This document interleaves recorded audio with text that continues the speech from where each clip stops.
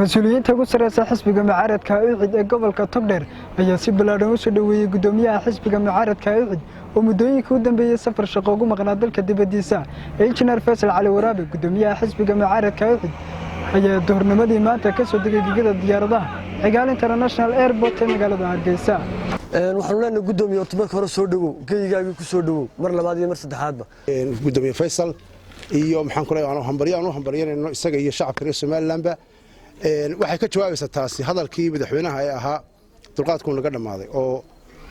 ay u dhacday oo dulqaadku sheegay ay noqotay in uu ku jeeyo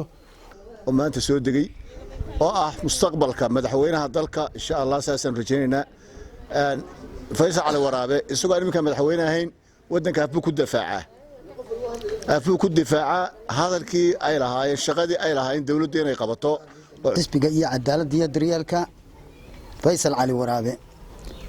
soo dhaweyn baanu ula diyaarnahay in aanu soo dhaweyno si mugle iyo miisaan la aanu soo dhaweyno midda labaad waxaanu u sheegaynaa madaxweyne Muuse Biixi maanta inuu kaga taqa iyo taageeraba badan yahay Somaliland faysal waxaan shabaad iyo hadal wax ku yeelayaan aanay jirin daryeelka ucid ee gobolka Togdheer musharaxiinta golayaasha wakiilada iyo deegaanka xubnaha golaha dhexe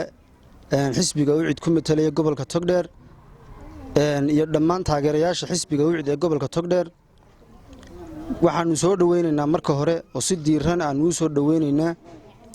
gudoomiye injineer faysal xuseen waxaanu ku soo dhaweynaynaa gudoomiyaha faysal xuseen oo maanta soo galay dalkiisa hooyo soo dhawow baanu leenahay gudoomiye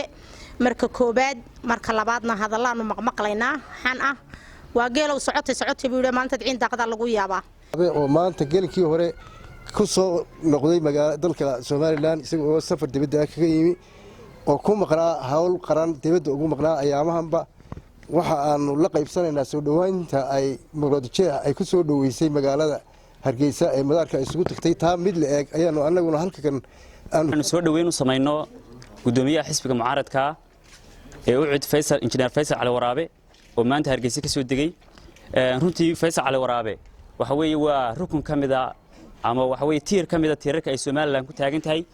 isaga laantiina waxaan filayaa in Somaliland jireen waa ragga ugu culus ay ku taagan tahay Somaliland weeye